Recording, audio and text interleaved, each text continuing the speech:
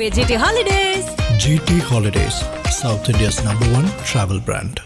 சென்னையில properties தேடுறீங்கன்னா findbhk.com போங்க. Matching ப்ராப்பர்ட்டிஸை AI உங்களுக்கு சஜஸ்ட் பண்ணும். என்னையா நடந்தது?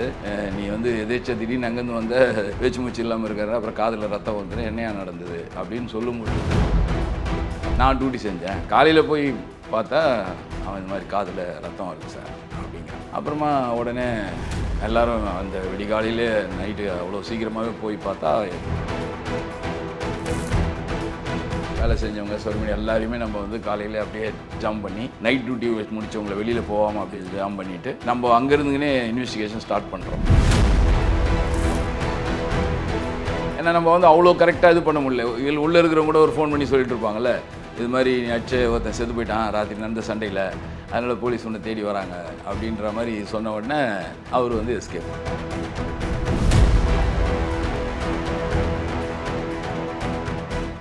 ஐபிசி தமிழர்களுக்கு வணக்கம். இன்று நம்மோடு பேசுவதற்கு முன்னாள் காவல்துறை அதிகாரி கவிஞர் VA ஜோதி இணைந்திருக்கிற இடம் பேசலாம். வணக்கம் சார். வணக்கம். வணக்கம் முரளி. சமீப காலமாக பார்த்தீங்கன்னா அதிக கொலை வழக்கு நடந்திருக்கு சார். நாங்குநேரி கொலை வழக்காக இருக்கலாம், இல்லை பல்லவரம் வெட்டை கொலை வழக்கு, இது மாதிரி அதிகமாக நடந்துட்டு இருக்குல்ல சார். உங்கள் காலகட்டங்களில் உங்களுக்கு சவாலாக இருந்த கொலை வழக்கு பற்றி சொல்ல முடியுமா சார்? கொலை வழக்கு? ஆமாம் சார். அதாவது காவல்துறையில் வழக்குனாலே சவால் தான். அது எந்த வழக்காக இருந்தாலும், கொலை வழக்காக இருந்தாலும், ராபரியாக இருந்தாலும், எந்த ஒரு சின்ன வழக்கு அப்படின்னாலும் ஒரு வழக்கு பதிவு பண்ணி ஒரு எஃப்ஐஆர் போடுறோன்னா அது எங்களுக்கு ஒரு சவால் மாதிரி தான். ஏன்னா அது சக்ஸஸ் பண்ணணும் அப்படின்றது தான் காவல்துறையோட நோக்கமாகவே இருக்கும். கொலை வழக்குலாம் எங்கள் சர்வீஸில் நிறைய பார்த்தாச்சு, ஏகப்பட்டது கண்டுபிடிச்சிருக்கோம். கண்டுபிடிக்காமல் போனதுன்னு பார்த்தீங்கன்னா ரொம்ப ரேர். ஏதோ ஒரே ஒரு கேஸ் 2 கேஸ் அப்படின்னு சொல்லலாம். இந்த ட்ரெயின் கேஸ் ஒன்று இருந்தது. ட்ரெயினில் திடீர்னு ஒரு ட்ரெயின் எடுத்துன்னு போயிட்டு வேசர்பாடியில் இடிச்சிட்டு ஆக்சிடெண்ட் ஆகி இறந்துட்டாருன்னு சொல்லிட்டு அது ஒரு அது ரயில் கொலை வழக்குன்ற மாதிரி அது ஒரு காலகட்டத்தில் பண்ணோம். அந்த ஒரு கேஸை கடைசி வரைக்கும் ட்ரேஸ் பண்ணவே முடியாமல் போயிடுச்சு. அக்யூஸ்ட் யாருன்னு கண்டுபிடிக்க முடியல. ஏன்னா அதில் அந்த முன்னாடி பாக்ஸில் இருந்த ஒரு முன்னாடி பெட்டியில் இருந்த ஒரு 5 பேர் இறந்துட்டாங்க. 4 பேருடைய பாடியை கிளைம் பண்ணாங்க, ஒருத்தர் பாடி கிளைம் பண்ணல. ஸோ அப்போ அவர் தான் அந்த வண்டியை ஓட்டியிருக்கணுன்றதுனால அந்த ஒரு பாடி நம்ம கிட்டத்தட்ட 1 இயருக்கு மேலே வச்சுருந்தோம். அப்புறம் தலையை அதுக்கப்புறம் 2-3 வருஷம் பதப்படுத்தி வச்சுருந்தோம், நம்ம எப்படியாவது அகேன்ஸ்ட்டை ட்ரேஸ் பண்ணணும்னு சொல்லி. அந்த கேஸில் மிகப்பெரிய சவாலாக இருந்தது, மிகப்பெரிய போராட்டம். அது இந்தியா பூரா சுற்றி கண்டுபிடிக்க வேண்டிய சூழ்நிலை ஏற்பட்டது. ஏன்னா ரயில்வே ஒரு ட்ரெயினை இயக்குறாருன்னு சொன்னால் அவர் ரயில் ஓட்ட தெரிஞ்சவராக இருக்கணும். அது இந்தியாவில் எங்கே ஒன்றா இருந்திருக்கலாம் அவர் அப்படின்ற மாதிரி அது ஒரு பெரிய சவாலான கேஸ். ஆனால் அது சக்ஸஸ் பண்ண முடியாமே போயிடுச்சு. அது ஒன்று தான் அதுக்காக. ஏன்னா எல்லாமே நம்ம சக்ஸஸ் பண்ண கேஸை நம்ம சொல்கிறோம் இல்லையா, அப்போது எந்த கேஸுமே கண்டுபிடிக்காமல் போயிட்டீங்களா அப்படின்னு நேயர்களுக்கு ஒரு கேள்வி இருக்கும். அப்படின்றதுக்காக நான் அதை சொல்கிறேன். கொலை கேஸுன்னு பார்த்தீங்கன்னா ஒரு சவாலான ஒரு கேஸ் அப்படின்னு சொன்னால் அடையார் பகுதியில் நடந்த கேஸ் தான். அது ரொம்ப ரொம்ப காலகட்டத்துக்கு முன்னாடி தான் என்னுடைய சர்வீஸில் நடந்த கேஸ். அது எப்படின்னு கேட்டிங்கன்னா, ஒரு நாள் அது ஒரு ஏரியா, அந்த அடையார் பகுதியை சுற்றி ஒரு ஏரியா. அந்த ஏரியாவில் ஒரு பொண்ணு அவங்க வீட்டுக்கு போகிறதுக்காக போகுது. அது வேலையை முடிச்சுட்டு அது வீட்டுக்கு போகுது. வீட்டுக்கு போகும்போது இந்த செக்யூரிட்டி 2 பேர் உட்காந்துக்கிறாங்க. அங்கே ஒரு கன்சன்ட் ஹாஸ்பிட்டல் ஒன்று இருக்குது. அந்த ஹாஸ்பிட்டலில் வேலை செய்கிற 2 செக்யூரிட்டி. அதில் ஒரு செக்யூரிட்டி என்ன சொல்கிறாரு, அவர் கிண்டல் பண்ணுறாரு. தமாஷா பேசும்போது அந்த பொண்ணை அவர் கிண்டல் பண்ணி பாட்டு பாடி கிண்டல் பண்ணிட்டார். அந்த பொண்ணு கொஞ்சம் அழுதுனே போய் அவங்க அண்ணங்கிட்ட சொல்லுது, இது மாதிரி இந்த செக்யூரிட்டி வாட்ச்மேனை கிண்டல் பண்ணிட்டாங்க அப்படின்னு சொல்லி. அதான் இந்த சம்பவத்துக்கு முன்னாடி எங்களுக்கு கம்ப்ளைண்ட் எப்படி வருதுன்னா, காலையில் நைட் ரவுண்ட்ஸ் முடித்து எல்லோரும் காலையில் டியூட்டிக்காரங்க வர போகிறாங்க, நைட் ரவுண்ட்ஸ் முடிய போகுது. அந்த நேரத்தில் செக்யூரிட்டி ஓடி நமக்கு கம்ப்ளைண்ட் பண்ணுறாரு, இது மாதிரி சார் என் கூட வேலை செஞ்சவர் பேச்சு மூச்சு இல்லாமல் இருக்கார், படுத்து படிக்காக இருக்கார், பேச்சு மூச்சு இல்லாமல் இருக்கார். சரியா, பேச்சு மூச்சு இல்லாமல் இருக்காருன்னா தண்ணி தெளித்து எழுப்பு அப்படின்னு நம்ம எதேச்சியாக சொல்கிறோம். இல்லை சார் காதுலேருந்து ரத்தம் வருது அப்படின்னாரு. என்னையா நடந்தது? நீ எதேச்சா திடீர்னு அங்கேருந்து வந்த பேச்சு மூச்சு இல்லாமல் இருக்காரு, அப்புறம் காதில் ரத்தம் வருதுன்னு என்னையா நடந்தது அப்படின்னு சொல்லும்பொழுது தான் அவர் இதை சொல்கிறார். நான் முன்னாடி சொன்ன அந்த விஷயத்தை சொல்கிறார். இது மாதிரி சார் நைட் டியூட்டியில் இருந்தோம் 2 பேரும். அப்போது அது மாதிரி கிண்டல் பண்ணதுனால அவங்க அண்ணங்கிட்ட போய் அவங்க சொல்லிட்டாங்க. அப்புறம் அவங்க அண்ணன் கூட சேர்ந்து ஃப்ரெண்டுங்க 2-3 பேர் சேர்ந்து கேட்டாங்க. அப்போது நாங்கள் சாரின்னு சொன்னோம். நாங்கள் அந்த பொண்ணு எதுவும் கிண்டல் பண்ணல, நாங்கள் ஏதோ பாட்டு பாடியிருந்தோம், டியூட்டி செஞ்சுருந்தோம், அவங்க தப்பாக எடுத்துக்கினாங்கன்னு நாங்கள் சொன்னோம். இருந்தாலும் அவங்க கோவப்பட்டு அதில் 2-3 அடி அடிச்சிட்டாங்க. அவர் கீழே விழுந்தார். கீழே விழுந்துட்டவர் அப்புறம் அவங்க எல்லாம் போயிட்டாங்க. சரி, கீழே விழுந்தவர் எழுந்தார். அப்புறம் ஒரு மாதிரி மயக்கமாக இருக்குதுன்னு சொன்னார். நான் உடனே மேனேஜருக்கு ஃபோன் பண்ணேன். மேனேஜர் என்ன சொல்லிட்டாரு, சரி அவனை ரெஸ்ட்டு கொடுத்துரு, நைட் டியூட்டி, அவனை மயக்கமாகுதுன்னா ரெஸ்ட்டு கொடுத்துரு அப்படின்னு சொல்லிட்டார் சார். அதனால் நான் எதுவுமே அவனை எங்கள் செக்யூரிட்டி ரூமில் அவனை நான் படுக்க வச்சுட்டு நான் டியூட்டி செஞ்சேன். காலையில் போய் பார்த்தா அவன் இந்த மாதிரி காதில் ரத்தம் வருது சார் அப்படிங்கிறான். அப்புறமா உடனே எல்லோரும் அந்த விடிகாலையிலே நைட்டு அவ்வளோ சீக்கிரமாகவே போய் பார்த்தா இறந்துட்டார் அவர். மூச்சு பேச்சே இல்லை, அவருக்கு செத்துட்டார் அவர். அப்போது இந்த பசங்க வந்தாங்க, அடித்தாங்க, அவரை கொலை பண்ணிட்டாங்க. இதுதான் கேஸ் இல்லையா? சரி, இப்போ வந்து இமீடியட்டாக கண்டுபிடிச்சாகணும். அந்த ஏரியாவை சேர்ந்தவங்க தான் அவங்கன்றது நமக்கு நல்லா தெரியுது. ஏன்னா அந்த செக்யூரிட்டி சொல்கிறார், வாட்ச்மேன் சொல்கிறார். இப்போ அந்த பகுதியை சேர்ந்தவங்களுக்கு தெரியாது, அடித்தவங்களுக்கு இவர் இறந்துட்டாருன்னு தெரியாது. சும்மா வந்தாங்க, ஒரு ஆவேசத்தில் கோவத்தில் ஒரு 2 தட்டு தட்டிட்டு போயிட்டானுங்க. ஸோ இவருக்கு அவங்களுக்கு தெரியாதுல்ல இறந்துட்டாருன்னு. ஆனால் இறந்துட்டாரு அப்படின்னு தெரிஞ்சிருச்சுன்னா, ஏரியாவில் தெரிஞ்சிருச்சுன்னா அவர் எஸ்கேப் ஆகிடுவார். அவரை பிடிக்கிறது கஷ்டமாயிடும். ஸோ அதனால் நம்ம என்ன பண்ணுறோம், தெரியாமையே, யாருக்குமே தெரியாமல் காலையில் அந்த ஹாஸ்பிட்டலுக்கு வந்தவங்க, வேலை செஞ்சவங்க, சர்வீன் எல்லாரையுமே நம்ம வந்து காலையில் அப்படியே ஜாம் பண்ணி, நைட் டியூட்டி முடித்தவங்கள வெளியில் போகாமல் அப்படியே ஜாம் பண்ணிவிட்டு நம்ம அங்கேருந்துங்கன்னே இன்வெஸ்டிகேஷன் ஸ்டார்ட் பண்ணுறோம். அப்போ யார் என்ன இதுன்றது ஊர் உள்ளே விசாரிக்கும்போது ஒருத்தர் இது மாதிரி அவங்க தான் மெயினாக வந்தவர் அப்படின்றது நமக்கு தெரியுது. அப்போ தெரிய வரும்போது என்ன பண்ணுறோம், அவரை வந்து நம்ம எப்படியாவது ட்ரேஸ் பண்ணிடணும், அவர் தெரியாமல் அவர் எப்படியாவது போய் பிடிச்சிடணும், காலத்தில் அவர் எழுந்து போகிறதுக்குள்ளே பிடிச்சிடணும் அப்படின்னு சொல்லி நம்ம ட்ரை பண்ணி ஊருவில் போகிறோம். ஸோ ஊருவில் போகிறதுக்குள்ளே என்ன ஆகிடுதுன்னா, கிட்டத்தட்ட ஒரு 1 மணி நேரம் 2 மணி நேரத்துக்கு ஆகிடுச்சு. அதுக்குள்ளே நியூஸ் போயிடுச்சு. ஏன்னா நம்ம வந்து அவ்வளோ கரெக்டாக இது பண்ண முடியல. உள்ளே இருக்கிறவங்க கூட ஒரு ஃபோன் பண்ணி சொல்லிட்டு இருப்பாங்கள்ல, இது மாதிரி நீ அடிச்சு ஒருத்தன் செத்து போயிட்டான் ராத்திரி நடந்த சண்டையில், அதனால் போலீஸ் ஒன்று தேடி வராங்க அப்படின்ற மாதிரி சொன்ன உடனே அவர் வந்து எஸ்கேப். சரி, என்னடா அப்போல்லாம் வந்து சாதாரண பைக்கு கூட இல்லை, ஒரு ஏழ்மையான ஆள் தான். அவர் ஒரு சைக்கிள் ஏதோ வச்சுருந்துருக்காரு, சைக்கிள் எடுத்துகிட்டு அவர் போயிட்டார் அப்படின்ற மாதிரி சொல்கிறாங்க. அவர் ஒரு டிரைவர் வேலை செய்கிறாரு ஒருத்தர்கிட்ட, அவர்கிட்ட போயிருக்காரு அப்படின்ற மாதிரி ஒரு தகவல் நமக்கு வருது. சரி, அப்போது அவர் யார் அப்படின்னா, அவர் ஒரு பேங்க்கு மேனேஜர், அவர்கிட்ட ஒரு வேலை செய்கிறாரு. அவருக்கு ஏதோ வெளியில் இன்றைக்கி லீவு நாள்ன்றதுனால சும்மா அவர் கோயிலுக்கு ஏதோ கூட்டும் போகிறதுக்காக அவர் போனார் அப்படின்னு வீட்டில் தகவல் வந்துடுச்சு நமக்கு. ஸோ இப்போவும் வந்து அவருக்கு தெரியாது, அவர் காலையில் போயிட்டார். இப்போவும் அவருக்கு இங்கே ஏரியாவில் நடந்த விஷயம் அவருக்கு தெரியாது. அவங்க வீட்டுக்கெல்லாம் தெரிஞ்சிருச்சு. சரி, அவங்க வீட்டில் இருக்கிறவங்க இவங்க அவனை சுற்றி இருக்கிற ஃப்ரெண்டுங்க எல்லாரையும் நம்ம கொண்டு போய் ஸ்டேஷனில் உட்கார வச்சிடுறோம். பட் இவன் எப்படியாவது அங்கேருந்து இவன் ஊரில் வந்துட்டால் தெரிஞ்சால் திருப்பி வேறு எங்கேயாவது எஸ்கேப் ஆகிட போகிறான் அப்படின்னா வேலை செய்கிற இடத்துல போய் பிடிக்கணும் அப்படின்றதுனால இப்போ மேனேஜர்னால் யார் என்னன்னு தெரியாது, பேர் மட்டும் சொல்கிறாங்களே ஒழிய எந்த பிரான்ச் மேனேஜர்னு தெரியாது. பேங்க்கும் தெரியுது நமக்கு எந்த பேங்க்குன்னு. எதுக்கு இதெல்லாம் சொல்கிறேன்னா, ஒரு இன்வெஸ்டிகேஷன் அப்படின்னா அதில் இவ்வளோ விஷயங்கள் இருக்குது. ஒரு தவறு செஞ்சவரை, ஒரு குற்றவாளியை கண்டுபிடிக்கணும், அவரை கைது பண்ணணும் அப்படின்னா அதில் இவ்வளோ விஷயங்கள் அடங்கியிருக்கு. இவ்வளோ விஷயத்தையும் ஒரு இன்ச்சு பையாக பார்த்தா தான் ஒரு குற்றவாளியை கண்டுபிடிக்க முடியும், காவல்துறையில் யாராக இருந்தாலும். இது வந்து சும்மா ஒருத்தன் கொலை பண்ணிட்டு போயிட்டான்னா வெத்தலையில் மை போட்டு பார்க்குற கதை கிடையாது. உழைக்கணும், எதை பற்றியும் கவலைப்படக்கூடாது, வீட்டை நினைக்கக்கூடாது, சாப்பாடை நினைக்கக்கூடாது, தூக்கத்தை நினைக்கக்கூடாது, இமீடியட்டாக அரெஸ்ட் பண்ணணுன்ற ஒரே குறிக்கோளோட வேலை செஞ்சால் தான் கண்டுபிடிக்க முடியும். ஸோ அந்த மாதிரி என்ன பண்ணுறோம், அந்த பேர் கொண்ட மேனேஜர், அந்த பிரான்ச்சு, அது எந்த பேங்க் இருக்குது இல்லையா, அந்த பேங்க் பேர் வேண்டாம். ஸோ அந்த பேங்க் இருக்கிற பேங்க்கு பூரா சர்ச் பண்ணுறோம். அப்போ இந்த டெலிஃபோன் டைரக்டரின்னு ஒன்று வரும், பெருசாக ஒரு புக்கு வரும், அதெல்லாம் இப்போ வருதா என்னன்னு தெரியல. ஆமாம். ஸோ அந்த புஸ்தகத்தை வச்சு பார்க்குறோம், அந்த பேரை வச்சு அந்த இனிஷியலை வச்சு எல்லாம் பார்த்துக்கிட்டு ட்ரேஸ் பண்ணிட்டோம். எல்லாம் 12 மணி ஆகிடுச்சு. ட்ரேஸ் பண்ணி அந்த இடத்துக்கும் போயிடுறோம், ஒரு வீட்டுக்கும் போகிறோம், அட்ரஸையும் எடுக்கிறோம், அதுலேருந்து வீட்டுக்கு போகிறோம். வீட்டுக்கு போனால் போயிட்டார் சார், அவர் வந்து எல்லாம் நாங்கள் கோயிலுக்கெல்லாம் போயிட்டு வந்தேன், எல்லாத்தையும் முடிச்சுட்டு அவர் கிளம்பி போயிட்டார் அப்படின்னு சொல்லி அவர் சொல்லிட்டார் மேனேஜர். ஸோ இப்போது அவர் வீட்டுக்கு தானே வரணும் திரும்பி.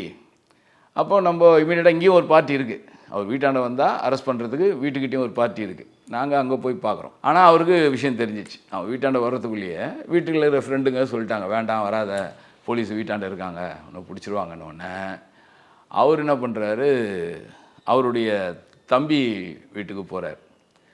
அவர் தம்பி வீட்டுக்கு போயிட்டு தம்பி என்ன பண்ணுறாரு, சரி கவலைப்பட வேண்டாம் வான்னு சொல்லிவிட்டு அவர் தம்பி என்ன பண்ணுறாரு, கூப்பிட்டு போயிட்டு ஆந்திராவில் கூப்பிட்டு போயிட்டு அவர் அங்கே இப்போ சொந்தக்காரெலாம் இருக்காங்கன்னு சொல்லிவிட்டு அவங்களுக்கு தெரிஞ்சவங்களாம் இருக்காங்கன்ற மாதிரி அங்கே எடுத்துமே ஏதோ ஒரு ஃப்ரெண்டு வீட்டில் எடுத்துமே அங்கே விட்டுட்டு அவர் வந்துட்டார்.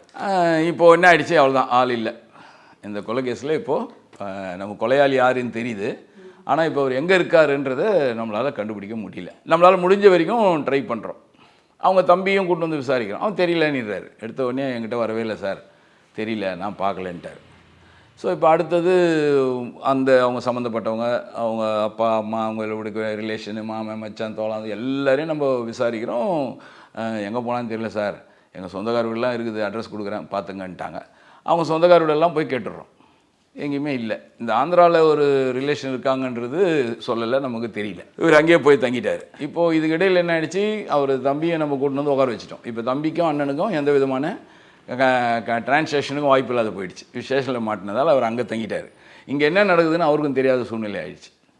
இப்போ இந்த மாதிரியான சந்தர்ப்பத்தில் நாட்கள் கடந்துகிட்டே போகுது. 1 நாள் 2 நாள் 3 நாள் ஆகும்போது அந்த கன்சென்ட், ஹாஸ்பிட்டலுடைய பெரிய கன்சென்ட்டெல்லாம் என்ன பண்ணுறாங்கன்னா ஹை லெவலில் ப்ரெஷர் கொடுக்குறாங்க.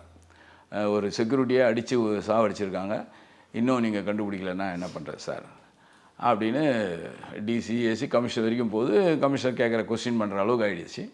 கிட்டத்தட்ட 4-5 நாள் ஆயிடுச்சு. சரி, இதுக்கு என்ன தான் வழின்னு தெரியல அப்படின்ற மாதிரி யோசனை பண்ணும்போது நமக்கு ஒருத்தர் மேலே ஒரு டவுட் வருது. ஒரு லேடிஸ் மேலே நமக்கு ஒரு டவுட் வருது. லேடிஸ்னால் அவங்க ரிலேஷனில் ஒரு ஆள், அவங்க மேலே நமக்கு ஒரு சந்தேகம் வருது. இவங்க தான் எங்கேயாவது இட்டு போய் பதுக்கி வச்சுருக்கணும் அப்படின்னு ஒரு டவுட் வருது. அப்போது நம்ம என்ன பண்ணுறோம், அவங்கள நம்ம லேடிஸாக இருக்காங்கல்ல, அவங்கள அடித்து கிடிச்சு கேட்க முடியாது. அப்போ அவங்கள பயங்காட்டுறதுக்கு என்ன பண்ணலாம் அப்படின்ற மாதிரி யோசித்தோம்.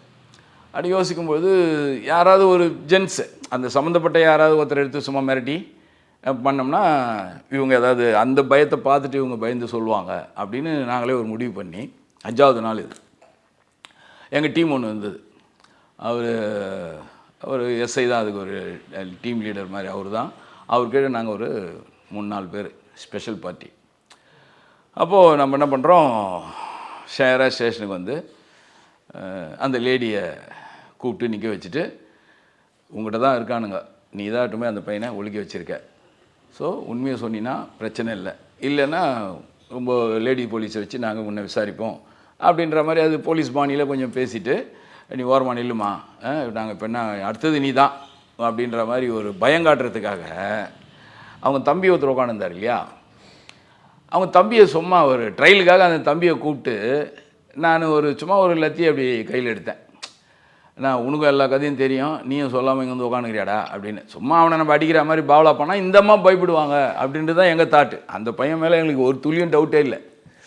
அந்த லத்தி எடுத்த உடனே அவன் என்ன பண்ணிட்டான், ஐயா மன்னிச்சிருங்கய்யா, நான் தான் எங்கள் ஊரில் இருந்து விட்டு வந்திருக்கேன் அப்படின்னோடனே நாங்களே ஒருத்தருக்கு மூஞ்சை பார்த்துக்குறோம். இதனால அது கதையில் திடீர் ட்விஸ்ட்டுன்னுவாங்கள்ல, அது மாதிரி எதிர்பாராத திருப்பமாக இருக்குது. நம்ம இவனை சந்தேகமே படலை, இவங்ககிட்ட தான் விஷயமே இருக்குது அப்படின்னோடனே அப்புறம் அவனே வந்து நான் கூட்டு முறையா அப்படின்ட்டான். சரி ரைட் ஓகே. அப்போது என்ன பண்ணிட்டோம், உடனே லிவிட் எல்லாம் கடன்னு நம்ம அதிகாரிகளாம் சொல்கிறோம், சார் எங்கே இருக்கான்னு தெரிஞ்சிச்சு, ஆனால் போய் பிடிக்கணும், இவன் இட்டும் போகிறான், அங்கே தான் இருக்கிறான்ற, அந்த ஊரில் இருக்கிறான்றதை அவன் சொல்லிட்டான். இப்போ இவனை கூட்டு போய் நம்ம அரெஸ்ட் பண்ணணும். அது வரைக்கும் கூட அது சாத்தியம் கிடையாது. ஏன்னா இந்த 4-5 நாளில் அவன் அங்கேருந்து மைண்டு மாதிரி வேறு எங்கன்னா போயிருக்கலாம், இவனுக்கு கூட தெரியாமல் இருக்கலாம். அங்கே போய் பார்த்தா சார் இங்கே தான் சார் நான் விட்டு வந்தேன் காணன்னு சொல்லலாமே இல்லையா, நம்ம அவன் மேலும் கோவப்பட முடியாது. ஸோ அந்த மாதிரியான சூழ்நிலையும் இருக்குது. அதிகாரிகிட்டலாம் சொல்லிவிட்டு நம்ம ஒரு காரை எடுத்துகிட்டு கிளம்புறோம். ஸ்டேஷனில் இருந்தவங்க எல்லாரையும் லிவிட் எல்லாரையும் அனுப்பிச்சிட்டு எழுதி வாங்கிட்டு எல்லாரையும் அனுப்பிச்சிட்டு நம்ம கிளம்புறோம். இதுக்குள்ளே அவனே ஒரு தகவல் என்ன சொல்கிறான், இல்லை சார் அவன் சரண்டர் ஆகிறதுக்கு வரா மாதிரி ஒரு ஐடியா இருக்குது, அவர் கோர்ட்டில் சரண்டர் ஆகிற மாதிரி ஒரு தகவல் வந்தது எங்களுக்கு அப்படின்னு இந்த பையன் நமக்கு தகவல் கொடுக்குறான். போலீஸில் என்னன்னு கேட்டிங்கன்னா ஒரு வழக்கை நம்ம தான் கண்டுபிடிச்சி நம்ம தான் அரெஸ்ட் பண்ணோம் அப்படின்றது அது ஒரு சிறப்பான ஒரு செயல். நம்ம பிடிக்கணும், அரெஸ்ட் பண்ணி நம்ம எதுவுமே கோர்ட்டில் நிறுத்தணும், அப்போ தான் அது போலீஸ் வேலை செஞ்ச மாதிரி அர்த்தம். இப்போ அவங்களே போய் சரண்டர் ஆகிட்டாங்கன்னு சொன்னால் அதுவும் ஓகே தான். இப்போ போய் அக்யூஸ்டுக்கு நான் தான் கொலை பண்ணேன் சார், நேராக போய் சரண்டர் ஆகிட்டாருன்னா அவர் ஜெயிலுக்கு போயிடுவார். அப்புறம் நம்ம கஸ்டடி எடுக்க போகிறோம், விசாரிக்க போகிறோம், அதே ஃபார்மெட்டு தான், நம்ம அதே மாதிரி விசாரணை தான் பண்ண போகிறோம். ஆனால் நம்ம பிடிக்கணும் அப்படின்றதுல ஒரு குறியாக இருப்பாங்க காவல்துறையில். அரெஸ்ட் பண்ணணுமே, அதுதானே வேலை எங்களுக்கு. அப்போ நம்ம அரெஸ்ட் பண்ணாமல் விட்டுட்டோம், அவன் நம்ம 5 நாளாக தண்ணி காட்டிட்டு நம்மளை ஏமாற்றிட்டு அவன் போய் நேராக சரண்டர் ஆகிட்டான்னா அது நமக்கு ஒரு இன்சல்ட்டிங் மாதிரி அப்படின்னு நினைப்பாங்க, காவல்துறையில் நினைப்பாங்க. ஸோ அதனால் எங்களுக்கு என்னென்னா இது வரைக்கும் இன்னும் கோர்ட்டில் எந்த மெசேஜும் நமக்கு வரல, இன்னும் அவன் கோர்ட்டில் சரண்டர் ஆகலை. ஸோ இப்போது அவன் வந்து நம்ம இன்றைக்கி போகிறோம், மேபி அவன் இன்றைக்கி அங்கேருந்து வந்து சரண்டர் ஆகிட்டான்னு வச்சுங்க, நம்ம அங்கே போயிடுறோம், அவன் இங்கே வந்துட்டான்னா அப்போது நம்ம என்ன பண்ணுறோம், இங்கேருந்து கிளம்பும்போதே இங்கேருந்து அந்த பைபாஸ் ரோடு வரைக்கும் போயாச்சு. அதுக்கு முன்னாடி வந்துட்டு தான் நம்ம எதுவும் பண்ண முடியாது. ஸோ அந்த road main bypass, Andhra bypass வரைக்கும், அது வரைக்கும் நம்ம போனதுக்கப்புறம் அங்கேருந்து ஒரு வண்டி வருதுன்னு வச்சுக்கோங்க, சென்னைன்னு போட்டு வந்ததுன்னா நாங்கள் இங்கேயே காரை நிறுத்திட்டு காரை விட்டு இறங்குவோம். யூனிஃபார்மோடு இறங்கிட்டு அவர் ஒருத்தர் யூனிஃபார்மில் இருப்பார், மற்றபடி ஸ்பெஷல் பார்ட்டி வந்து மப்டியில் இருப்பாங்க. நம்ம கையை காட்டினா அந்த பஸ்ஸு நிற்கும். அப்போது இவங்க தம்பியை எடுத்துக்கிட்டு, ஏன்னா நமக்கு ஆளும் தெரியாது இல்லையா, அவங்க அண்ணங்காரன் யாரும் நமக்கு தெரியாது. ஸோ அதனால் இந்த பையனை எடுத்துகிட்டு அந்த பஸ்ஸில் ஏறி பஸ்ஸில் ஃபுல்லாக சர்ச் பண்ணுறது, வந்துன்னு இருந்தான்னா அங்கேயே அரெஸ்ட் பண்ணிடலாம் அப்படின்னு சொல்லி. இந்த மாதிரி அவன் சொல்கிற அந்த ஆந்திராவுக்குள்ளார இருக்கிற அந்த சிட்டி உள்ளார கிராமம், அது அந்த சிட்டி வரைக்கும் போகிற வழி பூரா நிறுத்தி வர பஸ்ஸெல்லாம் சர்ச் பண்ணி, நமக்கு சந்தேகப்படுற ஒரு லாரியாக இருந்தால் கூட அதையும் மடக்கி சர்ச் பண்ணுறோம். எவ்வளோ வேலை, எவ்வளோ கஷ்டன்றதுக்காக இதை சொல்ல வரேன். ஒரு இன்வெஸ்டிகேஷனில் ஒரு அக்யூஸை பிடிக்கணுன்னா இவ்வளோ வேலைகள் இருக்குது. அப்போது இவ்வளோ தூரம் நம்ம இறங்கி நின்று கையை காட்டி உள்ளே போய் இருக்கானான்னு பார்த்து எல்லாம் சர்ச் பண்ணி ஏறி இறங்கி அந்த இது வரைக்கும் போயிட்டோம். ஒரு பஸ்ஸில் கூட வரல. ஸோ அப்போ அவன் வரலன்றது இதாகிடுச்சு. இது கூட இல்லை, இங்கே கோர்ட்டில் வந்துட்டு இருந்தால் நமக்கு மெசேஜ் வந்திருக்கும். நான் ஸ்டேஷனில் ஃபோன் பண்ணி கேட்டால் இல்லை, எந்த மெசேஜும் இல்லை அப்படிங்கிறாங்க. ஸோ அப்போ அந்த ஊரில் தான் இருக்கார் அப்படின்னு கன்ஃபார்ம் ஆகிடுச்சு. இப்போது அங்கே போயிட்டோம். போன உடனே அது வந்து ஒரு கிராமம்னா அது பெரிய சிட்டிலாம் கிடையாது. சிட்டியை தாண்டி உள்ளே ஒரு 5-6 கிலோமீட்டர் உள்ளே போகணும். சரின்ட்டு நம்ம போய் கரெக்டாக அவர் அந்த வீட்டுக்கு கூப்பிட்டுட்டு போகிறோம். நம்ம அங்கே போய் விசாரிக்கிறோம். அங்கே போய் எல்லாம் தெலுங்கு பேசுகிற பீப்புள் தான். நம்மக்கிட்ட தெலுங்கு பேசுகிற ஆள் இல்லை. ஒருத்தர் இருந்தார், அவர் தெலுங்கில் பேசினார். பேசும்போது அவங்க வந்து யார் என்ன ஏதுன்னு சொல்லி இந்த வார்த்தைகள் அங்கே உரையாடலில் நடக்கும்போது என்ன ஆயிடுச்சுன்னா, அக்யூஸ்டு வந்து பக்கத்தில் ஒரு குடிசை இருக்குது, அங்கே தான் இருக்கார் அப்படின்னு அவங்க சொல்கிறாங்க. அதுக்கப்புறம் நம்ம அந்த வீட்டுக்கு போனால் அங்கேருந்து அவர் ஓடிடுறார். இந்த பையன் வந்து போகும்போதே, சார் சொந்தக்கார வீட்டு 2 இடம் இருக்குது, ஒன்று இங்கே இருக்கலாம் இல்லை அங்கே இருக்கலாம் அப்படின்னு அவன் சொல்லியிருந்தான்னா, நம்ம வந்து என்ன பண்ணலாம், இங்கே ஒரு 4 பேர் 2 பேர், அங்கே ஒரு 2 பேர் போயிருக்கலாம் போலீஸ் இல்லையா. இவன் நேராக ஒரு வீட்டுக்கிட்ட கொண்டு போய் நிறுத்திட்டான். ஸோ அங்கே நம்ம பேசுகிற சத்தம் கேட்டு என்ன பண்ணிட்டான், அந்த பக்கம் ஓலை பிச்சுக்கிட்டு அவன் ஓடியே போயிட்டான். எவ்வளோ பாருங்கள், இவ்வளோ சிரமப்பட்டு இவ்வளோ கஷ்டப்பட்டு கைக்கிட்ட வந்து அக்யூஸ்டை பிடிக்க முடியல. அப்போ நமக்கு எவ்வளோ சங்கடமாக இருக்கும் இல்லையா. இப்படியெல்லாம் நடக்கும். அப்போது நம்ம சுதந்திரக்கூடாது. ரொம்ப இதுவாக இருக்கும். நாங்கள் 2-3 நாளாக தட்டியாக இருக்கும். ரொம்ப அதுவெல்லாம் விவரிக்கவே முடியாது. அந்த அவ்வளோ ஒரு மாதிரி கஷ்டமான சூழ்நிலை. ஒரே உடுப்புனாலே புரிஞ்சுக்கோங்களேன் அப்போ எப்படி இருக்கும்னு. அவ்வளோ சூழ்நிலையில் நாங்கள் இருக்கோம். மிஸ் ஆன உடனே இவன் மேலே நம்ம கோவப்படுறோம். ஏன்னா நீ இன்னொரு வீடுக்கு இதுன்னு சொல்லியிருக்கலாமே, அங்கே ஒரு 2 பேர் போயிருப்போம்லன்னு சொல்லி இவன் மேலே நம்ம கோவப்படுறோம். அவன் வந்து ஒரு அப்பாவித்தனமாக தான் சொல்கிறான், இல்லை சார் நான் இங்கே தான் மெயினாக இங்கே தான் இருப்பாப்புல, அங்கே இருந்தது எனக்கு தெரியாது சார்ன்ட்டு. அவன் மேலே எதுவும் தப்பு இல்லை. இப்போ அவன் மேலேயும் தப்பு இல்லை. அவனுக்கு என்னென்னா கொலை பண்ணிட்டோன்ற பயம்தான். இப்போ நம்ம அவனை எதுவும் பண்ண போகிறது இல்லை. அவன் தெரிஞ்சும் பண்ணல, தெரியாமையும் பண்ணல. அவன் எதேச்சியாக அடித்தது தான், தெரியாமல் பண்ணலை. இருந்தாலும் ஐயோ கொலை கேஸ் ஆச்சே, நம்ம மாதிரில போலீஸ் பிடிச்சாங்கன்னா நம்மளை அடிப்பாங்களோ என்ன ஆகுன்றது பயம் அவனுக்கு. அந்த பயத்தில் அவன் ஓடுறான். இப்போது போயிட்டு மிஸ் ஆகிடுச்சு, அவ்வளோதான். இதுக்கப்புறம் வந்து அந்த ஊரில் அந்த கிராமத்தில் நம்ம எங்கே போய் தேடுறது, ஃபுல்லாக பெரிய கிராமம், ஓடியே போயிட்டான். அதுக்கப்புறமா வந்து நம்ம அவங்ககிட்ட வந்து சரி என்னடா இப்படி பண்ணியாச்சு, சார் நான் எனக்கும் தெரியாது சார், நான் இங்கே தான் இருப்பாருன்னு நினச்சி எதிர்பார்த்தேன், இதுதான் எங்கள் சொந்தக்கார வீடுக்கு தான், இதுதான் நான் இங்கே தான் எடுத்துன்னு வந்து விட்டேன் அப்படின்ற மாதிரி அவர் சொல்கிறாரு. சரி ஓகே. அதுக்கப்புறமா ஊரில் இருக்கிற தலைவர்கள் அங்கெல்லாம் வந்துட்டாங்க. போலீஸு அவர் யூனிஃபார்மோட சார் இறங்கினார். அப்போ எல்லாம் வந்துட்டாங்க. வந்தவுடனே அவங்ககிட்ட தெலுங்குலேயே சொன்னார், இது மாதிரி வந்து ஒரு மர்டர் பண்ணிட்டாரு, அவர் இங்கே வந்துட்டார், உங்கள் ஊரில் தான் இப்போ அடைக்கலமாக இருக்கார், இது வந்து நாளைக்கு நீங்கள் இங்கே வச்சுருந்தீங்கன்னா உங்கள் மேலேயும் குற்றம் தப்பு வந்துடும், அதனால் நீங்கள் அவரை சரண்டர் பண்ணிட்டுங்க அப்படின்னு எல்லாம் சொல்லிவிட்டு அங்கேருந்து கிளம்புறோம். இப்போது அங்கேருந்து வண்டி எடுத்துன்னு அந்த 5 கிலோமீட்டர் வந்துட்டோம். இப்போ வந்துட்டு எனக்கு என்னென்னா, இங்கே இருக்கிறான்னு நல்லா தெரியுது, கண்ணெதிர்க்கு அப்போ தான் ஓடி இருக்கான். அவனுடைய துணி மணியெல்லாம் நாங்கள் எடுத்துக்கிட்டோம். அவன் வச்சிருந்த பேகு எல்லாமே அது உள்ளே இருக்குது. அவன் பேகு அவன் கட்டியிருந்த லுங்கி, டிஷர்ட்டு, அது எல்லாமே அது உள்ளே இருந்தது. எல்லாத்தையும் அது வண்டியில் போட்டுக்கிட்டு நாங்கள் வந்துட்டோம். அப்போது இங்கே தான் இருந்திருக்கான், இங்கே தான் இருக்கிறான்ட்டு தெரிஞ்சிச்சு. ஒரு 1/2 அன் ஹவருக்கு முன்னாடி தான் இங்கேருந்து போகிறான். அந்த ஊருள்ளே எவ்வளோ தூரம் போக முடியும்? போக முடியாது இல்லையா. எங்கன்னா ஒன்று மிஞ்சி போனால் பஸ் ஸ்டாண்டுக்கு போகணும், இல்லை ரயில்வே ஸ்டேஷன் போகணும். அதனால் நம்ம எப்படியாவது ட்ரேஸ் பண்ணலாம் சார் அப்படின்னு மறுபடியும் சொல்கிறோம். இல்லை பொழுது வரை போயிடுச்சே, மணி 6 ஆகிடுச்சு, ஒரு இருட்டுற மாதிரி ஆகிடுச்சு, அதனால் நம்ம போயிட்டு நாளைக்கு வரலாமா அப்படின்னு அதிகாரி கேட்குறாரு. பட் இருந்தாலும் நமக்கு என்னென்னா, வேண்டாம், என்ன 4 நாள் காத்துருந்தோம் இல்லையா, இப்போ என்ன ஆகிடப்போகுது, இன்னொரு ட்ரை பார்த்துடலாம் சார். அப்போது ஒரு ரயில்வே ட்ராக் அந்த இடத்துல, அந்த ரயில்வே ட்ராக் மேலே ஏறுறேன் நானும் என்னுடைய சபார்டினேட் இன்னொரு போலீஸ்காரன், 2 பேரும் அந்த ரயில்வே ட்ராக்கு மேலே அது ஒரு கல்லு முள்ளு மாதிரி இருக்குல்ல, மலை மாதிரி இருக்கும் இல்லையா, அது மேலே ஏறி தண்டவாளத்து மேலே நின்று அந்த ஊரை பார்க்குறோம். கிட்டத்தட்ட ஒரு 3-4 கிலோமீட்டர் அந்த ஊரை பார்க்குறோம். பார்த்தா ஒன்றும் பெருசாக தெரில, அப்படியே ஒரு மாதிரி கொஞ்சம். ஆனால் அந்த இந்த சம்பவமாக அந்த ஊர் ஜனங்கள்லாம் பேசுகிறாங்க, கூடி பேசுகிறாங்க. நமக்கு அது மட்டும் தான் தெரியுது.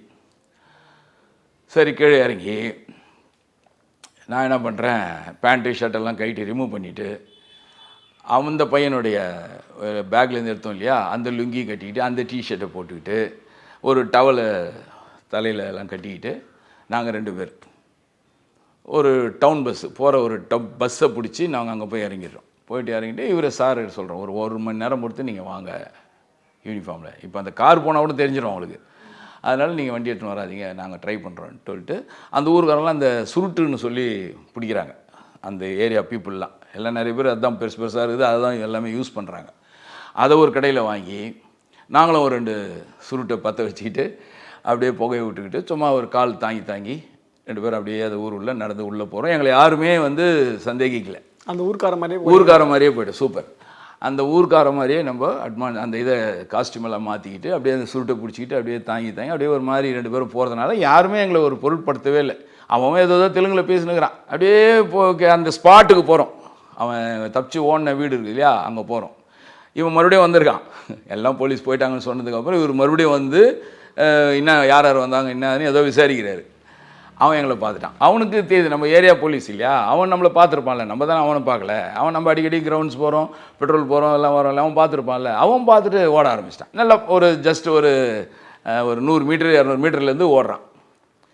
ஓகே, அவ்வளோதான். சரி, தலைப்பாயெல்லாம் கைட்டி போட்டு நம்ம விரட்டுறோம். நல்லா 6-7 மணி ஆகிடுச்சு, நல்ல இருட்டு, ஓடுறான். 2 பேரும் ஓடுறோம். குடிசை சந்து பொந்து அந்த வீடு வாசல் இந்த கோழியெல்லாம் போட்டு மூடி வச்சுருப்பாங்க ஒரு கூடை மாதிரி, அந்த கூடை மேலே விழுந்து வாரி ஆடு கட்டி வச்சுருக்குது, மாடு கட்டி வச்சுருக்குது, மாட்டு கொட்டால் பூந்து அதில் பூந்து இதில் பூந்து அந்த ஒரு சினிமாலெலாம் காட்டுவாங்க இல்லைங்களா, அப்படியே ஒரு ஓடும்போது எப்படி காட்டுவாங்க பாருங்கள், அதெல்லாம் ரியலாக அன்றைக்கி நடந்தது. 2 பேருமே விரட்டுறோம். விரட்டி விழுந்து வாரி போய் அந்த ஊரே முடிஞ்சிச்சு முரளி. ஊரே அவ்வளோதான். அதுக்கு மேலே வயல், அந்த வயல்வெளியும் ஓடுறான். அந்த வயல்வெளியின் போது இந்த ஒரு வரப்பு சொல்லுவாங்க இல்லையா, அது மேலே ஓடுறான். அவனும் நம்ம மெட்ராஸ்காரன் தானே, ஸோ அவனுக்கும் அது மேலே ஓடுறது முடியல. அவனும் வழிக்கு விடுறான், எழுந்து ஓடுறான். நாங்களும் வழிக்கு விடுறோம், எழுந்து ஓடுறோம். விரட்டிக்கிட்டே இருக்கிறோம்.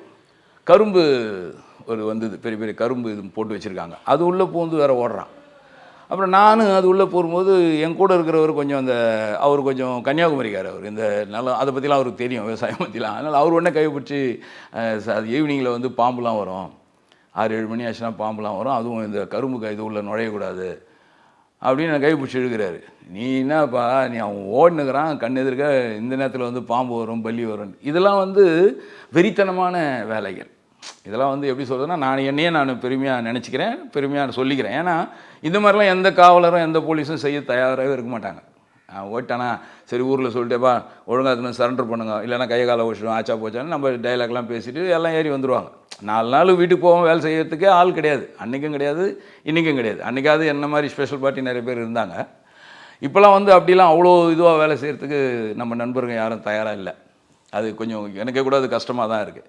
அவ்வளோ யாரும் ஸ்ட்ரெயின் பண்ணுறதில்ல. அப்போது நான் கையை ஒதுக்கிட்டு உள்ளே போகிறேன். அப்போவும் அவர் என்ன பண்ணுறாரு, அவர் நட்பு ரீதியாக என்ன காப்பாற்றணும் கண்டால, சரி இரு வரேன். அவன் போனான், நம்ம இதில் தான் ஓடுறான், எங்கே போயிட போகிறான், வயல் தானே அப்படின்னு சொல்லி அவர் என்ன பண்ணார், அந்த கரும்பு தோட்டத்துக்குள்ளே பூராமல் அதை சுற்றி, அந்த கரும்பு தோட்டத்தினுடைய ஒரு சதுரம் இருக்கும் இல்லையா, அதை சுற்றி அந்த பக்கம் போய் அந்த பக்கம் வந்து அப்படி போய் விரட்டுறோம். இப்போது அதுவும் முடிஞ்சிருச்சு. அந்த வயல்வெளியெல்லாம் முடிஞ்சிருச்சு. வெறும் மலை, வெறும் பாறை, அது மேலே ஓடுறாரு. மேலே ஒரு சின்ன மரமோ கிரமோ எதுவுமே இல்லை. அப்புறம் நாங்கள் அடிவாரத்துலேருந்து இங்கேருந்து ஒரு சத்தம் போட்டேன், நீ எங்கே ஓடுறேன்ட்டு யோசனை பண்ணி ஓடு, நீ எங்கே போய் வெளியே போகிற, நீ எங்கே போய் தப்பிக்க போகிற, நீ எவ்வளோ தூரம் போனாலும் என் கண்ணுக்கு தெரியல, நான் வரதான் போகிறேன், எதுக்கு வேஸ்ட்டாக நீயும் ஓடி என்னையும் ஓட வைக்கிற அப்படின்னு சொல்லி அவன் பேரை சொல்லி நான் ஒரு சத்தம் போடுறேன். அப்புறம் வந்து அவன் உக்காண்டான், அவனால் முடியல. அப்புறம் மூச்சு வாங்குது, அவனுக்கு மூச்சு வாங்குது, எங்களுக்கு மூச்சு வாங்குது. என்னுடைய எப்படி சொல்கிறது, லுங்கியெல்லாம் கழட்டி விழுந்து, அது ஒரு மாதிரியான கதை, சேரில் விழுந்து வாரி அப்புறம் வந்து போனேன்னு வைங்களேன். அப்புறம் நாங்கள் மெல்லமாக மேலே ஏறி போயிட்டு அவன் பக்கத்தில் நாங்கள் 2 பேரும் உட்காந்து அவங்ககிட்ட கேட்குறோம், ஏன்டா இப்படி ஓட வைக்கிற. அப்போ அவன் என்ன சொல்கிறான், சார் பயம்தான் சார், வந்து என்னை அடிச்சிட போகிறீங்கன்ற பயம். இதில் என்னடா இருக்குது, நீ தெரியாமல் பண்ண தப்பு தான், அடிக்க கொலை பண்ணுன்ற மோட்டிவே உனக்கு இல்லை இல்லையா. ஃப்ரெண்டோட தங்கச்சி கிண்டல் பண்ணான்னு சொல்லி நீ ஒரு தட்டுற, உன்னுடைய ஸ்ட்ரென்த்து, அவன் வயசான அந்த வயசான ஒரு செக்யூரிட்டி. ஸோ அதனால் அவர் இறந்துட்டார். இது சின்ன விஷயம், இவ்வளோ வந்து பண்ணிட்டிய அப்படின்னு சொல்லிட்டு 3 பேரும் உட்காந்து ஆசுவாசப்படுத்திக்கிட்டு, இப்போது ஊருள்ள வரணும் இல்லையா, வழி தெரியுமாட்டான்னு கேட்டால் அவனுக்கும் தெரியாதுங்கிறான். அவனும் ஒரு 4 நாளுக்கு முன்னாடி தான் அந்த ஊருக்கே வந்துக்கிறான். சார் எனக்கும் தெரியாது சார், சரி நம்ம எப்படி ஓடி வந்தோமோ அப்படியே திரும்பி போகலாம் அப்படின்னு சொல்லி அங்கேருந்து அவனை கூப்பிட்டுக்கிட்டு இறங்கி மறுபடியும் அதே வயல் வழியெல்லாம் வந்து அந்த கரும்பு காட்டெல்லாம் தாண்டி வரும்பொழுது அதுக்குள்ளே சார் வந்துட்டாங்க. கார் எடுத்துன்னு வந்து அந்த எண்டில் நின்று கையாட்டுறாரு, கர்ச்சிப்பை அப்படி ஆட்டுறாரு. அப்புறம் அவரை பார்த்துட்டு நாங்கள் அங்கேருந்து அப்படியே மேலே வந்து அப்புறமா வந்து ஊருள்ள வந்து எல்லாரையும் சொல்லிவிட்டு அப்புறம் ஊருக்காரங்களாம் அவனை அடிக்க போனாங்க. ஊருக்காரங்களாம் சேர்ந்து எங்கள் ஊரில் வந்து இப்படி ஒரு கெட்ட பேர் ஏற்படுத்தினே, நீ இது வரைக்கும் எங்கள் ஊருக்கு போலீஸே வந்ததில்லை அப்படின்னு அடிக்க போனாங்க. அப்புறம் அதையும் நம்ம சேவ் பண்ணி, இல்லைம்மா அது தெரியாமல் தான் வந்து தங்கினார், நாங்கள் தான் பிடிச்சிட்டோமே, நாங்கள் பார்த்துக்குறோன்னு சொல்லி அப்புறம் அவரையும் அவன் தம்பியும் கூப்பிட்டு வந்து அதுக்கப்புறம் ரிமாண்ட் பண்ணன்னு வச்சுக்கோங்களேன். அது கேஸு அதுக்கப்புறம் கோர்ட்டில் ட்ரையலுக்கு போச்சு. அதுக்குண்டான தண்டனை அவருக்கு கிடைச்சிது. ஸோ இந்த மாதிரியான ஒரு கொலை வழக்குகள்லாம் பார்த்திங்கன்னா, எந்த ஒரு கொலை வழக்கிலுமே வந்து சட்டுன்னு ஏதோ போனோமா அரெஸ்ட் பண்ணிட்டோமான்றதெல்லாம் நிச்சயமாக இருக்கிறதுக்கு வாய்ப்பே கிடையாது. 100% எதாவது 1-2 கேஸு. இப்போ நான் ராயப்பேட்டையில் வேலை செய்யும்போது ஒருத்தர் நேராக விடிகாலையில் 3 மணிக்கு அப்படியே ரத்தம் சொட்ட வந்து நிற்கிறான். ஒரு கத்தி, இவ்வளோ பேர் கத்தி எடுத்துன்னு வந்து போடுறான் இந்த டேபிள் மேலே. நான் அரை தூக்கத்தில் இருக்கிறேன். காலங்காலத்தில் என்னடானா, வெட்டிட்டேன் சார், சொத்து தகராறில் எங்கள் மாமனையும் மச்சானையும் வெட்டிட்டேன் அப்படிங்கிறான். என்னடா வெட்டிட்டேன்ற, உனு மேலே தான்டா இவ்வளோ ரத்தம் இருக்குது அப்படின்னு. இல்லை சார், நான் வெட்டி அவன் தலையை வெட்டி இவன் தலை மேலே வச்சுக்கிட்டு அந்த எந்த இடத்துக்கு சண்டை வந்ததோ அந்த இடத்துல போய் அந்த சவுத்து மேலே வச்சுட்டு வந்துக்கிறேன் சார்ன்றான். அந்த தலையை வச்சுன்னு வந்தனால ஃபுல்லாக ப்ளட்டு எப்படி இருக்கும். சரி, உடனே அவனை எடுத்துக்கிட்டு அவன் சொல்கிற இடத்த என்ன பண்ணுற, சரிடா எந்த கரெக்டான இடம் சொல்கிறான்னு சொல்லிவிட்டு அவனை அவுத்து லாக்கப்பில் போட்டு அந்த கத்தியை ஓரம் வச்சுட்டு அப்புறம் ஸ்பாட்டை போய் பார்த்தா ஒரே ரத்த வெள்ளமாகுது, முண்டை மட்டும் கிடக்குது, அங்கே தலையை காணும். அதுக்கப்புறம் தான் இவன் சொல்கிறான், இந்த கதையை திரும்பி ஸ்டேஷனுக்கு வந்து கேட்கும்போது தான் சொல்கிறான், தலையை நான் எங்களுக்கு ஒரு வீட்டு தகராறு, அவங்களுக்கு அந்த வீடு உனக்கா எனக்கான்னு சண்டை, அதனால் அந்த வீடு நீ தானே கேட்ட, அதனால் நீ எடுத்துக்கடான்ட்டு தலையை மேலே வச்சிட்டேன்றான். போய் பார்த்தா செவுத்து மேலே அவன் தலை இருக்குது அந்த காம்பவுண்ட் வாலில். அப்புறம் அது முடிய பிடிச்சி அதை பிளாஸ்டிக் கவரில் போட்டு அதை எடுத்துன்னு வந்தோம். இப்போ இந்த கேஸில் பார்த்தீங்கன்னா ஒன்றுமே இல்லை, அக்யூஸ்டே வந்தான், ஸ்டேஷனுக்கே வந்துட்டான், கோர்ட்டு கூட போகல, நம்மக்கிட்டே வந்துட்டான். இப்போ நம்ம அரெஸ்ட் பண்ண மாதிரி கூட அதை ரெக்கார்ட் பண்ணி காட்டிக்கலாம். இது மாதிரிலாம் ரேராக தான் நடக்கும். ஏதாவது ஒரு எல்லாமே இது ஒரு மாதிரி ரேராக வந்துடுவானுங்க, அவங்களே வந்து உட்காந்துக்குவானுங்க, சார் இது மாதிரி பண்ணிட்டேன் சார் அப்படிம்பாங்க, இல்லை கோர்ட்டில் போய் சரண்டர் ஆகிடுவாங்க. சரி, ஆனால் பெரும்பாலான கேஸில் பயத்தில் தான் எல்லாமே போவாங்க. ஐயோ தெரியாமல் பண்ணிவிட்டு ஐயோ பண்ணிட்டோமே அப்படின்ற பயத்தில் தான் எல்லோரும் ஓடுவான் ஒளிவான். எவ்வளோ தூரத்துக்கு எப்படியா தப்பிச்சு போக முடியுமோ, எத்தனை நாள் கடத்த முடியுமோ அத்தனை நாள் கடத்தலாம், தப்பிக்கலாம் அப்படின்ற எண்ணம் தான் எல்லா கொலையாளிக்கும் இருக்கும். ஏன்னா மெயினாக வந்து கொலை பண்ணணும்னு திட்டமிட்டு கொலை பண்ணுறவன் மட்டும்தான் நேராக வருவான். ஏன்னா அவனுக்கு தெரியும் நம்ம கொலை பண்ணால் இதான் தண்டனை அப்படின்னு அவனுக்கு நல்லா தெரியும். ஸோ அவன் மட்டும்தான் ஸ்ட்ரெயிட்டாக வந்துடுவானுங்க. இந்த மாதிரி எதிர்பாராத நடக்கிறது, ஒரு மாதிரி ஏதோ ஒரு ஆத்திரத்தில் நடக்கிறது, ஒரு இதில் நடக்கிறது, அவன்லாம் பார்த்தீங்கன்னா அதுக்கப்புறம் தான் பயமே வரும். ஐயோ நம்ம பண்ணிட்டோமே, என்ன ஆகுமோ ஏதாகுமோ, என்ன பண்ணுவாங்களோ அப்படின்னா அவனுங்க தான் ஓடி ஓடி ஒளிவாங்க. ஸோ அது மாதிரி பண்ணும்போது தான் போலீஸுக்கு ரொம்ப நெருக்கடியான சூழ்நிலை வரும். இது ஒரு என்னுடைய லைஃப்பில், என்னுடைய கேரியரில் இது ஒரு மறக்க முடியாத ஒரு கேஸ் அது. ஸோ லாஸ்ட் கொஸ்டின் சார், இப்போ நிறைய பேர் வந்து எதிர்பாராமல் கொலை பண்ணுறாங்களே சார், அவங்களுக்கு எந்த மாதிரி தண்டனை சார் கொடுப்பாங்க? எதிர்பாராமல் கொலை பண்ணது, எதிர்பார்த்து கொலை பண்ணதெல்லாம் கிடையாது. எல்லாருக்கும் ஒரே மாதிரி. ஆமாம், IPC 302 அதில் வந்து பதிவு பண்ண போகிறோம். அந்த இன்வெஸ்டிகேஷனில் வரும் அந்த கேஸினுடைய தன்மை. அது ஓரளவுக்கு இந்த கொஸ்டின் வந்து ஓகே தான், நீங்கள் கேட்குற கேள்வி கரெக்டு தான். அதாவது வந்து மோட்டிவேஷனில் ஒரு திட்டமிட்டு பல நாள் பிளான் பண்ணி இவனை வந்து கொலை பண்ணணும்னு ஸ்கெட்சு போட்டு கொலை பண்ணுறதுக்கு ஒரு தண்டனை இருக்குது. ரெண்டாவது முன்விரோதம். இவன் வந்து என்னுடைய ஃப்ரெண்டை வெட்டினா, இல்லை எங்கள் அப்பா வெட்டினாரு. இப்போ பசங்கள்லாம் சபதம் எடுக்கலையா, சமாதியில் போய் நான் வந்து காரியம் முடியறதுக்குள்ளே நான் அவனை கொலை பண்ணுறேன்றாங்க பார்த்தீங்களா. அந்த மாதிரியான கொலை வழக்குகள்லாம் வந்து கட்டாயம் தண்டனை வந்து கடுமையாக தான் இருக்கும். அது வந்து லைஃப் கிடைக்கும், தூக்கு தண்டனை கிடைக்கிறது வாய்ப்பு இருக்குது. 14-15 வருஷம் லைஃப்னா கிடைக்கும், அது ஓகே தான்.